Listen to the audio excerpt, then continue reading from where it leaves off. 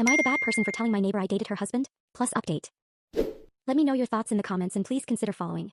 I, 33F, became friendly with my neighbor, 37F. Let's call her Emily, after I helped her move a few boxes into our building while her husband, 35M, was in the hospital.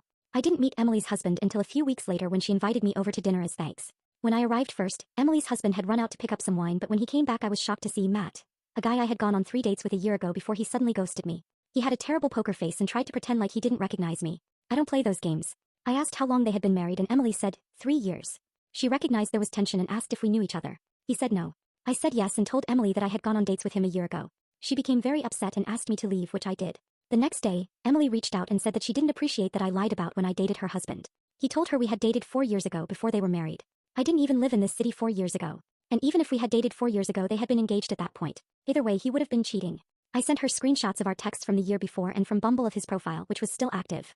She never responded, but when I saw her in the lobby yesterday, she wouldn't even look me in the eye. I don't know if they're still together and Emily hasn't responded to my texts. So am I the bad person for telling her the truth?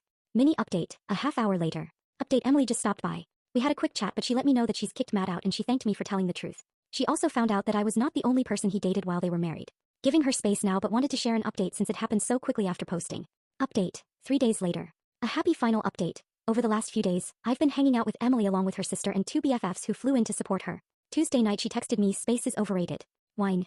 And that was that.